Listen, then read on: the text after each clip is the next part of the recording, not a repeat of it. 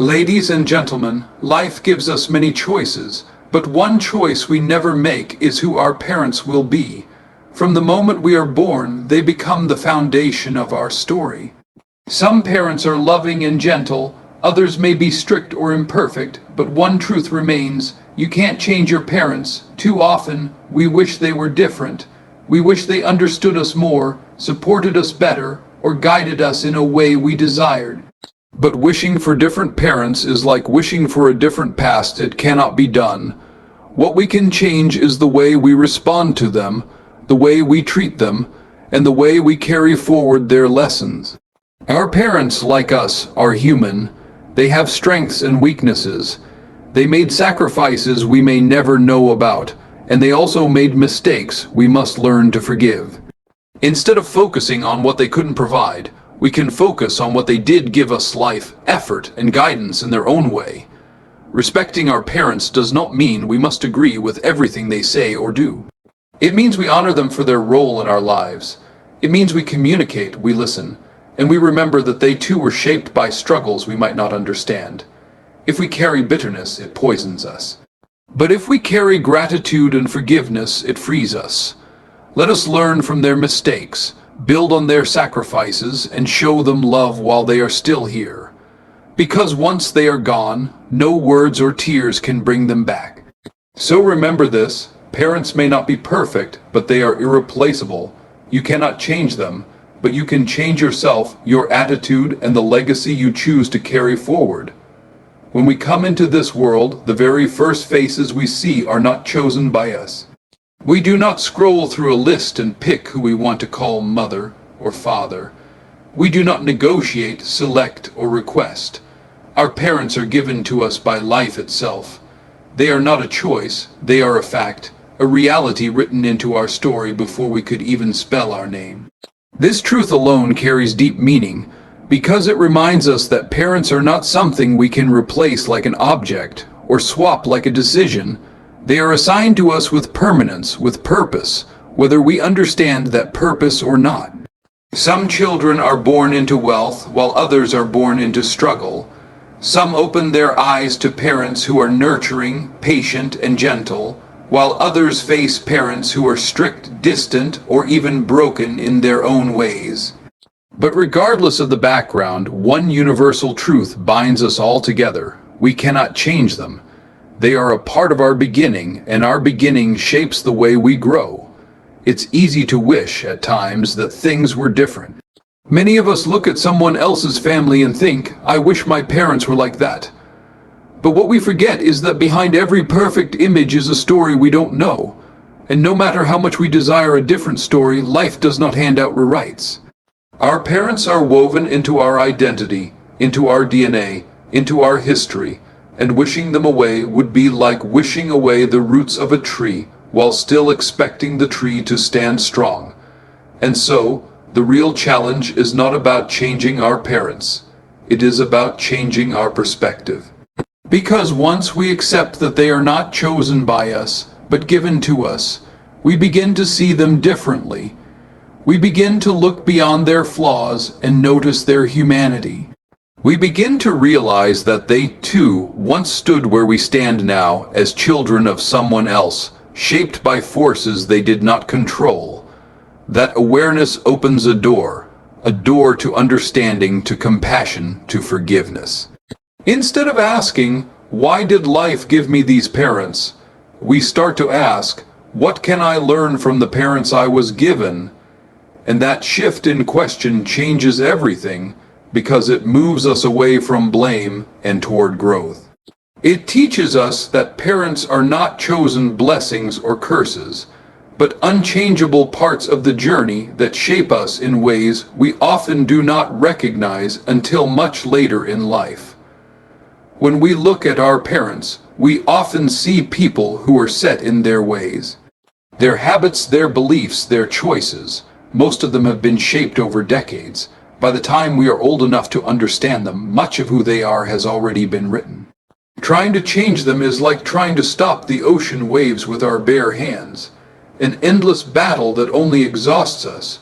We shout, we argue, we demand, We hope they will suddenly think and act the way we want them to. But the truth is, we cannot reprogram them like a machine.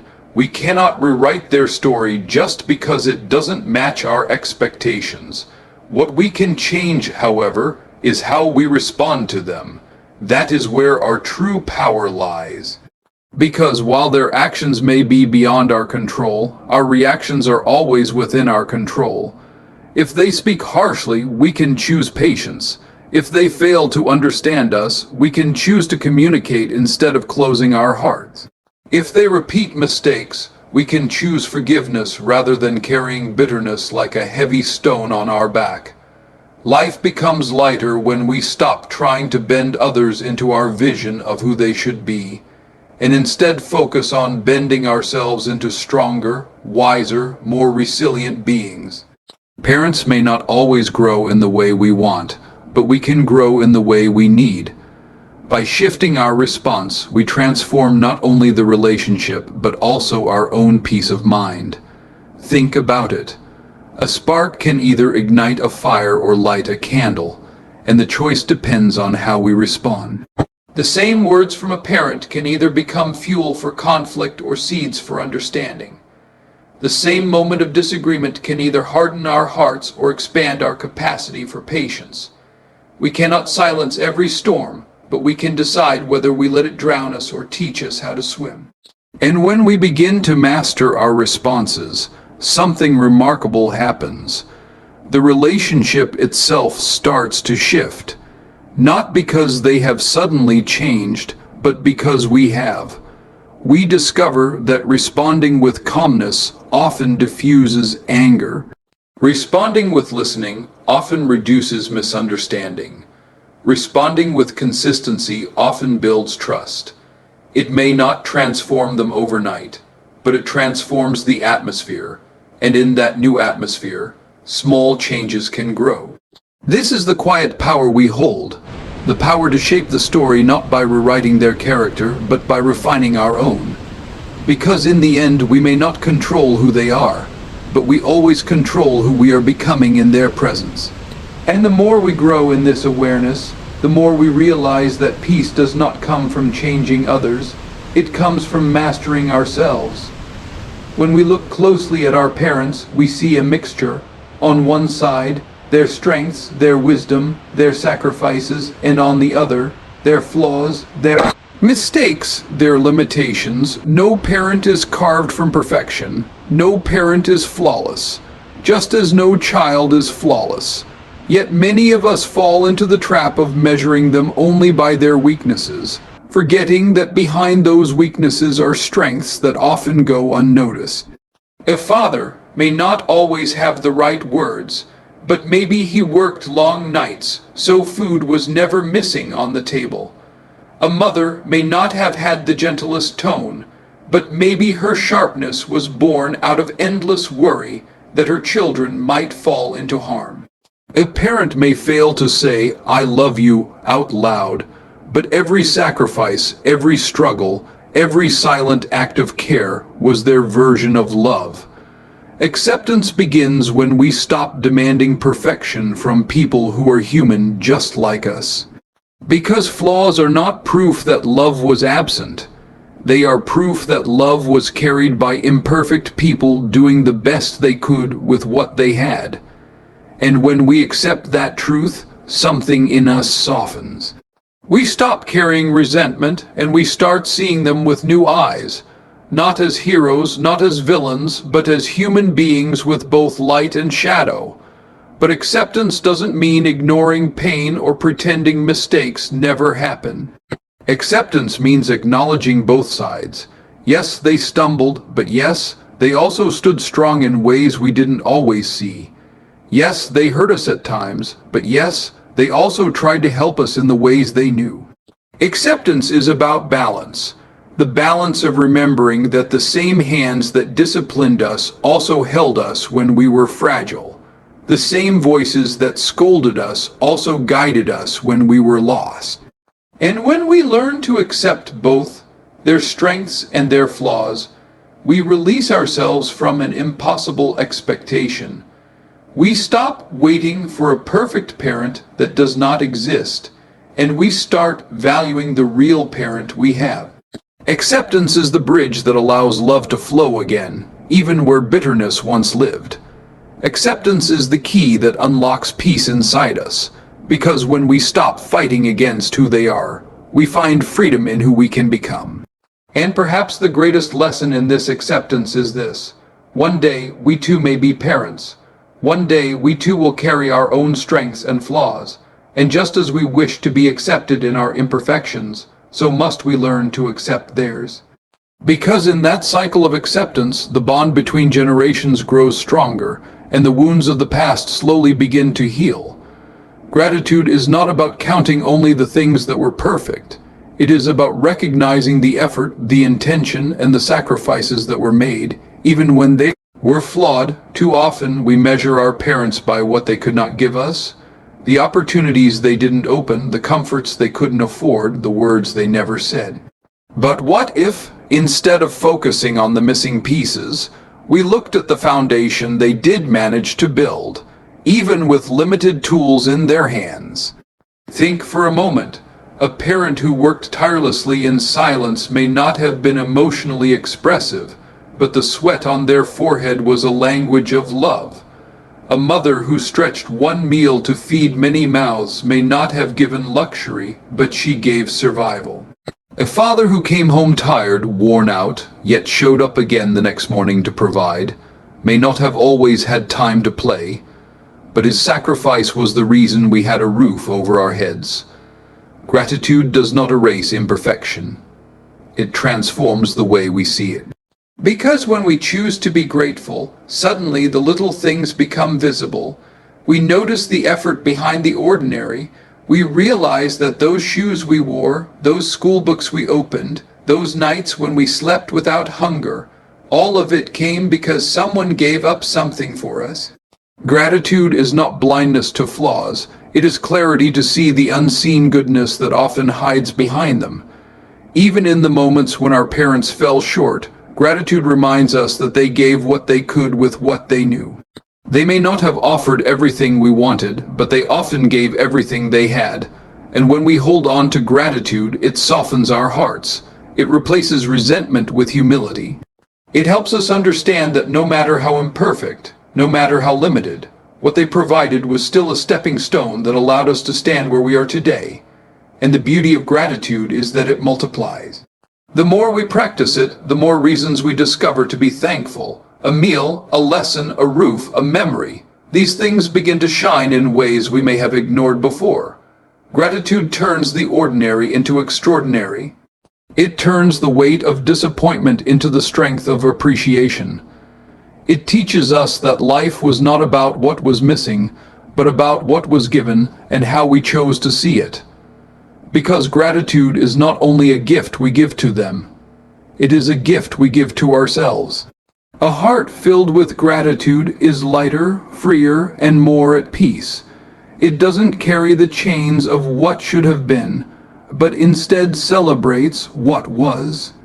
And when gratitude becomes our perspective, even the smallest acts of our parents begin to feel like treasures, reminders that love, though imperfect, was always present in some form. Not every sacrifice is announced. Not every act of love is wrapped in words. Many times, the deepest sacrifices our parents make for us are silent, hidden, carried quietly on their shoulders without complaint. And because they never shouted about them, because they never kept a record, we often grow up blind to what was given up for our sake. Think about it. How many times did they eat less so we could eat enough? How many nights did they stay awake worrying while we slept peacefully, never realizing the weight that kept them turning in bed? How many dreams did they fold away, putting their own ambitions on hold so that ours could have a chance to rise? These are not sacrifices you'll always hear about. They are the invisible ones, the quiet ones, the ones that live in the background of our childhood like unseen threads holding everything together. Understanding these sacrifices requires maturity. As children, we only see what's in front of us. The rules, the discipline, the no, when we wanted a yes. But as we grow older, if we pause, if we reflect, we begin to notice the hidden costs behind the life we lived. That shirt we wore came because someone went without something they needed. That school we attended came because someone worked long hours they didn't enjoy. That little bit of comfort we took for granted came because someone endured discomfort in silence. And sometimes their sacrifices were not just financial or physical. They were emotional, holding back tears so we could feel safe, carrying burdens without sharing them so we wouldn't feel afraid, smiling through their pain so that we could believe in hope. These are the sacrifices that leave no mark on paper, but carve themselves into the very structure of our lives. When we understand these unspoken sacrifices, our view of our parents begins to shift. We stop seeing them only as authority figures and start recognizing them as human beings who bore weight for us, often heavier than we will ever know. And even if they never explained it, even if they never told us what they gave up, we can look back and realize their silence was not absence. It was protection. Their quietness was not indifference. It was love expressed in a language we didn't understand at the time. And the truth is, many of these sacrifices will remain invisible until it's too late. Until we ourselves carry the responsibility of others, until we make choices that cost us something for the sake of someone else, we may never fully grasp what our parents endured. But if we open our eyes now, if we choose to notice, if we choose to acknowledge, we begin to honor them, not for what they said, but for what they endured silently, day after day, year after year. So much of the distance between parents and children is not caused by a lack of love. It is caused by a lack of communication. How many times do parents act out of fear and children mistake it for control? How many times do children act out of independence and parents mistake it for rebellion? Between intention and perception lies a gap, and that gap is filled with silence, assumptions, and unspoken words. But communication has the power to close that gap. When we speak honestly, when we listen deeply, we begin to realize that behind the strictness of a parent is often protection, and behind the stubbornness of a child is often the desire to be understood. Yet, because words are never shared, love gets lost in translation. Parents think children don't appreciate. Children think parents don't understand, and both sides carry wounds that were never meant to exist. Communication is not simply about talking. It is about listening. It is about creating space where both sides feel safe to express without judgment. It is about asking, not assuming, about explaining, not accusing. About saying, "This is how I feel," instead of "you never cared." When such conversations happen, barriers that seemed unbreakable begin to fall. A father's silence can be explained as his way of dealing with pressure. A mother's constant worry can be understood as love in disguise. A child's frustration can be revealed as a cry for guidance, not rejection. We must remember that parents come from a different time, a different world. Their language of love may not match ours. They may show care by providing instead of expressing. They may guide with discipline instead of gentle words. But if we communicate, if we open our hearts and invite them into dialogue, we begin to decode their love.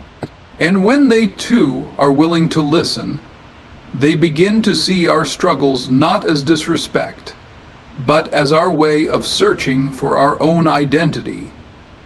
Every broken relationship has a chance to heal if communication is given a chance to flow. Even one honest conversation can do what years of silence never could. A single moment of saying, "I see you, I hear you, I value you," can undo layers of misunderstanding that kept hearts apart, because in the end, communication is the bridge. Without it, we live on separate islands, each thinking the other doesn't care. With it, we build pathways strong enough for love to travel back and forth again. And though it may not solve everything overnight, every word exchanged in sincerity is like laying down another plank on that bridge, making it stronger, making it wider, until finally both parent and child can meet in the middle, not as enemies, not as strangers, but as family once again. Respect is often misunderstood. Some people think respect means blind obedience, never questioning, never disagreeing. But true respect is not about silence. It is about balance. It is about honoring the position parents hold in our lives, while also recognizing that we too have our own voice, our own thoughts, our own journey. Respect does not mean you must see the world exactly as they see it. Respect means you acknowledge their perspective, even when you choose a different path. Our parents grew up in a world different from ours. Their experiences shaped their beliefs. Their struggles built their value. Sometimes those values may not fully match the reality we live in today, and in those moments clashes happen. They may think one way about career, marriage, success, or choices, while we may think differently. But disagreement does not have to equal disrespect. We can disagree and still honor. We can choose another road and still remain grateful for the guidance they tried to give. Respect is found not in agreeing with every word, but in how we respond when we disagree.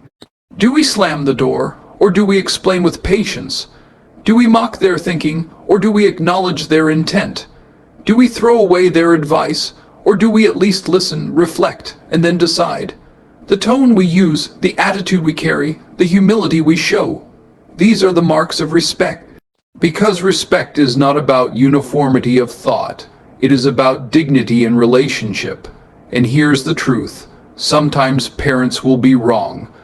Sometimes they will misjudge, misunderstand, or misguide, not because they don't love us, but because they are human.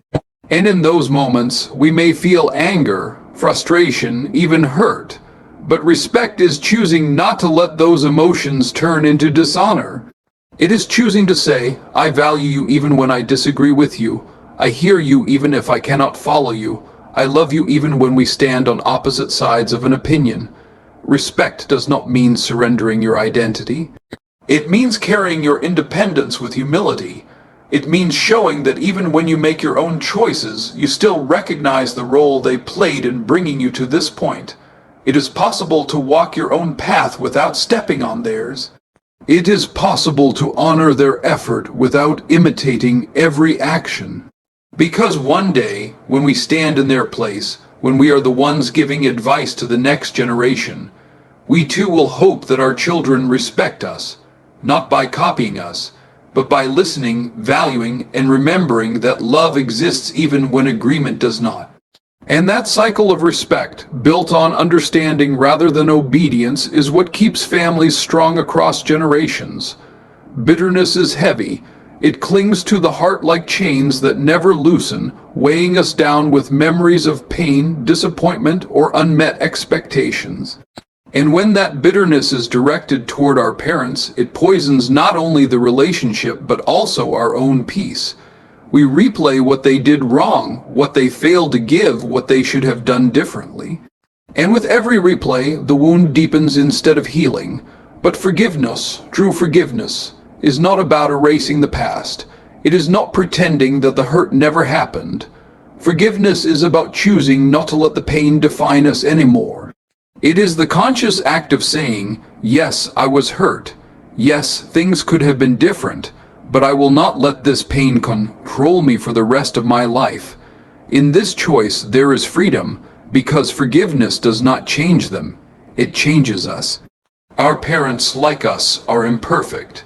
They carried their own scars, their own fears, their own limitations.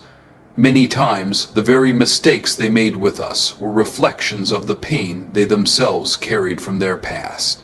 And when we begin to see that, forgiveness becomes easier. It becomes less about excusing their actions and more about understanding the brokenness behind them. Forgiveness is not weakness, it is strength. It takes far more courage to release anger than to hold on to it. Anyone can live bitter, but it takes greatness of heart to let go. And the irony is, when we forgive, we are not doing them a favor. We are doing ourselves one.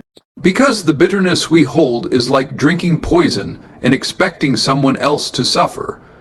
Only when we forgive do we stop carrying what does not belong to us anymore. And forgiveness has a way of transforming relationships. A wall of resentment can stand for years, keeping hearts apart. But the moment forgiveness enters, even quietly, cracks appear in that wall. A conversation becomes possible. A softening begins. A new chapter can open. Even if parents never apologize, even if they never acknowledge the hurt, our forgiveness is still powerful, because it releases us from the prison of the past and allows us to move forward lighter, freer, stronger. And perhaps the greatest truth of all is this: one day, we too will need forgiveness. We too will stumble as sons, as daughters, as future parents, as human beings who are bound to make mistakes. And the forgiveness we extend now becomes the forgiveness we are more likely to receive later. In forgiving them, we prepare the ground for mercy when our turn comes. Because forgiveness is not the end of the story. It is the beginning of healing. It is the bridge that takes us from bitterness to peace, from anger to compassion, from division to unity. And the more we forgive, the more space we create in our hearts for love to live again, stronger than before, untouched by the shadows of resentment. It is easy to forget that before our parents were parents, they were simply human beings, children themselves once, raised with their own set of struggles, their own set of wounds, their own set of unanswered questions. Too often, we expect them to be perfect role models, forgetting that they too were molded by circumstances they did not control. Their decisions, their fears, their way of loving, all of it was influenced by the lives they lived long before we were born. A father who grew up in poverty may carry scars of hunger, shaping the way he works, saves, or disciplines. A mother who grew up without affection may struggle to express love with words, not because she doesn't feel it, but because she never learned how to show it. A parent who faced rejection in their youth may hold on to us too tightly, not realizing that their overprotection feels like suffocation. They are not only shaped by wisdom, they are also shaped by pain. And when we begin to see our parents through the lens of their struggles, compassion grows where judgment once lived. Instead of asking, why weren't they better? We begin to ask, how did they manage to give as much as they did despite what they went through? That shift changes everything. Suddenly, their flaws are not signs of failure, but signs of survival. Their imperfections are not evidence of a lack of love, but evidence that love was expressed in the only ways they knew how. Understanding their limitations does not mean excusing every mistake, but it helps us see that much of what they did was not out of malice, but out of being human. They carried burdens silently. They repeated patterns unknowingly. They struggled with battles we may never know about. And yet, through those battles, they still gave us something: life, guidance, protection, or opportunities they never had themselves. The truth is, just as we are shaped by our experiences, so were they. Just as we have flaws we cannot escape, so did they. And one day, when the roles reverse and we become parents, we will understand even more deeply how impossible it is to get everything right. Because limitations are part of humanity and struggles are part of every story, when we embrace this perspective, we stop expecting perfection from imperfect people. We begin to appreciate the strength it took for them to rise above their own pain to raise us. And in that appreciation, our hearts soften. We start to see them not only as parents, but as people. People who tried, people who stumbled, people who carried wounds and yet chose to love in the best way they could. Blame is easy. It requires no effort to point a finger backward and say, if only they had done this differently, my life would have been better. We can spend years replaying mistakes, dissecting flaws, and holding our parents responsible for everything that went wrong. But here is the truth: blame never builds. It only chains us to what cannot be undone. The past is already written, sealed, and permanent. The only thing still in our hands is the future. When we focus only on the past, we become prisoners of it. We recycle the same stories, the same pain, the same disappointments until they become the lens through which we see the world. But when we shift our focus to the future, something powerful happens. The story begins to change. The pain of yesterday becomes the lesson for tomorrow. The mistakes of our parents become the wisdom we carry into our own lives. Their brokenness becomes the reason we seek healing instead of repeating cycles. A healthier future does not erase the past, it redeems it. It takes what was once heavy and turns it into fuel for growth. It says, yes, things were imperfect, but I will not let that imperfection define me. I will rise above it. I will build something stronger for myself and for the generations that come after me. That is how legacy shifts. Not by holding resentment, but by transforming what was given into something greater. And this is where our true power lies. We cannot change who raised us, but we can change how we raise others. We cannot undo the way we were spoken to, but we can choose the way we speak to our own children. We cannot erase the scars of yesterday, but we can make sure those scars become reminders of strength instead of wounds that bleed into tomorrow. Blame traps us. Growth frees us. And when we stop pointing fingers and start building bridges, we discover that we are not victims of the past. We are architects of the future. A healthier future is not built by replaying what went wrong, but by deciding what will go right moving forward. It is built with intention, with awareness, with the courage to say, the story may have started this way, but it will not end this way. Because the past gave us roots, but the future gives us wings. And if we choose to focus on the wings, to focus on what we can still create, then even the heaviest parts of our history can become stepping stones toward something brighter, stronger, and more loving than what came before. One of the greatest sources of conflict between children and parents is the inability to separate mistakes from identity.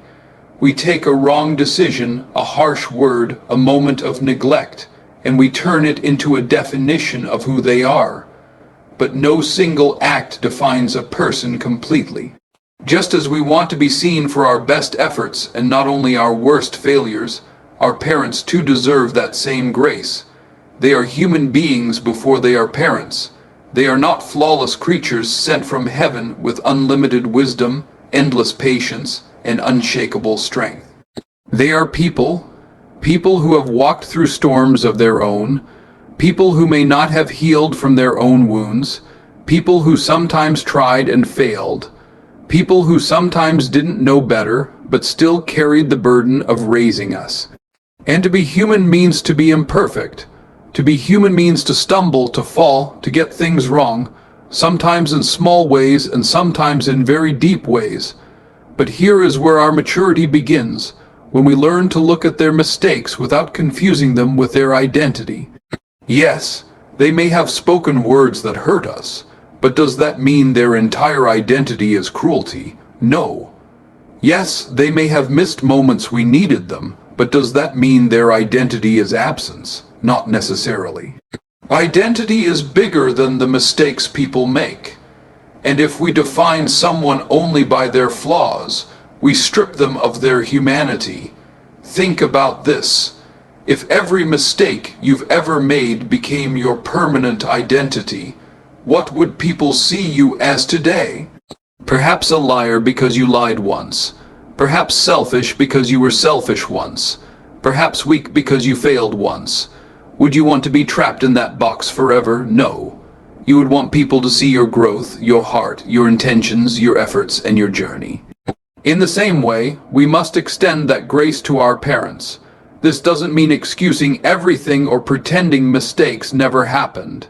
It means holding two truths at once. They made mistakes, and they are still more than those mistakes. They may have failed in areas, but they are not failures by identity. They may have caused pain, but they are not defined solely by pain. They may have lacked, but they are not only defined by lack. When we see them as humans, complex, layered, sometimes broken, sometimes strong, we begin to soften our hearts. We begin to let go of the unrealistic expectation that they should have been perfect. Because perfection is not the identity of humanity. Learning, falling, rising, trying. That is the real identity of humanity. And maybe, just maybe, when we look at our parents this way, we realize something profound. The same way we wish to be loved despite our imperfections, they too were longing for that kind of love. The same way we hope people see the good in us despite our bad days, they too were hoping we would see the good in them despite theirs. This shift in perspective does not erase hurt, but it transforms how we carry it. It takes bitterness and turns it into understanding. It takes judgment and turns it into empathy. It takes resentment and turns it into compassion. And once we reach that place, our relationship with our parents stops being a battlefield of accusations and becomes a bridge of recognition. Recognition that at the end of the day, they are human, and so are we. So, my friends, as we stand here reflecting on this truth, that you can't change your parents, let us not see it as a limitation, but as an invitation to accept, to understand, to forgive, and to grow. You may not have been given perfect parents, but you were given the ones meant to shape your journey. Their flaws became your lessons. Their struggles became your perspective. Their love, whether loud or quiet, became the foundation of your existence. Instead of asking, why weren't they different? Let us ask, how can I be different because of what I learned from them? Instead of holding resentment, let us hold responsibility for the kind of future we will build. Because at the end of the day, you cannot change your parents, but you can change the way you see them. You cannot rewrite their past, but you can write your own future. And maybe, just maybe, the greatest gift we can give them is not perfection, not repayment, not endless praise, but understanding. To look at them with all their humanity and say, I see you. I know you are not perfect, but I thank you for being mine. That, my friends, is where healing begins. That is where cycles break. That is where love, the truest kind of love, not based on perfection but on acceptance, finally takes root. So hold on to this truth. You can't change your parents, but you can change how you respond, how you love, how you build, and how you carry the legacy forward. That choice is yours, and it will echo far beyond you.